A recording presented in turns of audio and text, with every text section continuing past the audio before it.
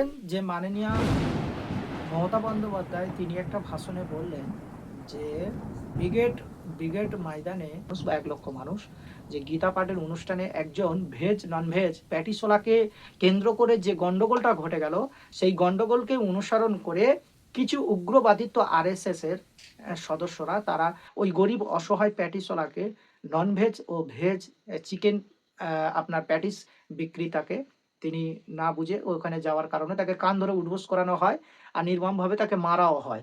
সেই অর্থে তিনি সাংবাদিকদের সামনে মুখ খুলেছিলেন। আর সেই কথাটা আমাদের মাননীয়া তিনি বললেন যে, "এটা পশ্চিম বাংলা আর এখানে হুম, এটা এটা ইউপি নয়, এটা বিহার নয়। আর এখানে এই সমস্ত নির্মম অত্যাচার চলবে না। আর এখানটায় একজন প্যাটিসোলাকে এইভাবে নির্যাতন করবে। আমি ৩ জনকে অ্যারেস্ট করিয়েছি।" তো তিনি অ্যারেস্ট করিয়েছেন, কথাটা সঠিক কথা। তো দর্শক, তিনি অ্যারেস্ট করিয়েছেন। কিন্তু তিনি কি তাদেরকে আটকে রাখতে পেরেছেন? তিনি তার পুলিশ, পশ্চিমবাংলার পুলিশ, তিনি অ্যারেস্ট করেছেন। এই পুলিশদেরকে সাধুবাদ জানাই, স্যালুট জানাই যে সংবিধানকে প্রাধান্য দিয়েছেন। কারণ কোনো প্যাটিসোলা বিক্রেতা তিনি অনুষ্ঠান হচ্ছে আমভাবে খোলাভাবে মাঠে। আর সেখানে লজেন ব্যাপারী বলুন, মটর, ছোলা ইত্যাদি ব্যবসায়ী, ছোট, ছোট ব্যবসায়ীরা ঝালমুড়ি আর সেখানে প্যাটিসোলা গিয়েছেন। এটা তার অপরাধ নয়। এটা যেতেই পারে। তো দর্শক বলার বক্তব্য হচ্ছে সেটাকে কেন্দ্র করে আপনার যদি ননভেজ খাবার অভ্যাস থাকে বা খাওয়া যদি নিষেধ থাকে, তাহলে আপনি কিনবেন না অথবা তাড়িয়ে দেবেন। কিন্তু সেক্ষেত্রে আপনারা করলেন কি জোর জবরদস্তি। সে যখন রেয়াজুল শেখ বলেছে তখন তাকে মারা হলো এবং তাকে কি করলো? তাকে উঠবোস কাটা হলো। ইতিপূর্বে দেখা গেল যে সেই লোকগুলোকে পুলিশ অ্যারেস্ট করলো। কিন্তু দেখা গেল একদিনের মধ্যে আবার সেই যেন একটা কাকতালীয় ব্যাপার হয়ে গেল, আবার তাদেরকে ছেড়েও দিলেন। তো দর্শক বলার বক্তব্য এইটা, অ্যারেস্ট করার মানেটা কি হলো? আবার ছেড়ে দেওয়ার মানে কি হলো? এখানটাই দর্শকের প্রশ্ন থাকলো যে এটা কি মানব বিরোধী কাজ নয়?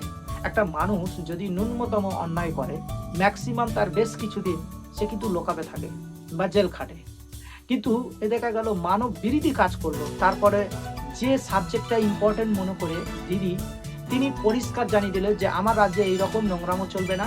আর আমি ৩ জনকে অ্যারেস্ট করিয়েছি। তা তিনি অ্যারেস্ট করিয়েছেন, কথাটা সত্যি কথা। কিন্তু অ্যারেস্ট করিয়ে আবার পুলিশ তাকে ছেড়ে দিল ফুলের মালা গলায় দিয়ে তিনি গর্বের সহিত বাড়ি ফিরে গেলেন। তাহলে অ্যারেস্ট করালেন, এটা কি পশ্চিমবাংলার সাধারণ মানুষদের কি চোখে ধুলো দেওয়ার চেষ্টা করছে? বোকা বানাচ্ছে? যে আমি হ্যাঁ, অপরাধ করেছি অ্যারেস্ট করলাম। আবার ছেড়েও দিলাম। এই ছাড়ার বিষয়টা তো আর আনুষ্ঠানিকভাবে তো কেউ জানল না। যারা নিউজ সামাজিক যোগাযোগ মাধ্যমে চোখ রাখেন এবং সামাজিক যোগাযোগ মাধ্যমে যারা অ্যাক্টিভ থাকেন তারাই দেখতে পাবে। কিন্তু বাকি মানুষগুলো তো আর দেখতে পেল না। তো তারা কিন্তু আজকে ধরলো, আজকে ছেড়ে দিল। দিয়ে তারা এই সমস্ত কর্মকাণ্ড থেকে বিরত থাকবে না দর্শক। তারা কিন্তু এই কর্মকাণ্ডগুলো আবার ফের চালিয়ে যাবে। তাদের যোগ্য শাস্তি হয়নি মনে হচ্ছে, যার কারণে তারা ফের আবার ছাড়া পেয়ে তারা আবার বিপরীত সুর জাগাচ্ছে। তো বলার বক্তব্য যে পার্টির পরিচালনায় একজন সাধারণ ব্যবসায়ী প্যাটিসওয়ালা সুরক্ষিত নয়, সেই বিজেপি অর্থাৎ ভারতীয় জনতা পার্টি, সেই পার্টি যদি পশ্চিমবাংলায় ক্ষমতা আসে, তাহলে সাধারণ মানুষ তাদের কাছে নিরাপত্তা থাকবে কিভাবে? তারা রাজ্য চালাবে কিভাবে? এটা কি সম্ভব? এটা তো অসম্ভব। তাই আগে বুঝতে হবে যে এই জাতি এবং এই পার্টি তারা কি পশ্চিমবাংলার মানুষদের জন্য যোগ্য?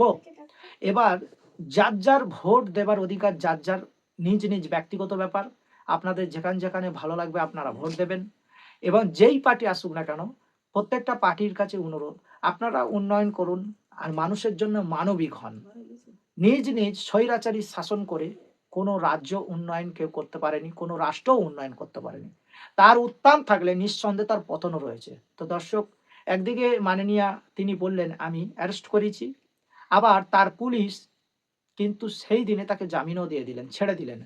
তো প্রশ্ন থাকলো আপনাদের কাছে, আপনারা বিবেচনা করবেন এর উদ্দেশ্যটা কি? এর পিছনে কোনো কিছু বোকা বানানোর চক্রান্ত চলছে না তো? তো যাই হোক দর্শক, ভিডিওটা এই পর্যন্ত। ভালো লাগলে একটা লাইক করবেন, কমেন্ট করবেন আপনাদের মূল্যবান বক্তব্য। ফেসবুক থেকে দেখলে পেজটাকে ফলো করবেন আর ইউটিউব থেকে দেখলেন চ্যানেলটাকে সাবস্ক্রাইব করে পাশে থাকবেন, যাতে করে আমাদের বানানো ভিডিওটা সর্বপ্রথম আপনারা দেখতে পারেন। তো চলুন, ততক্ষণ ভালো থাকুন, সুস্থ থাকুন। দেখা হচ্ছে পরবর্তী ভিডিওতে।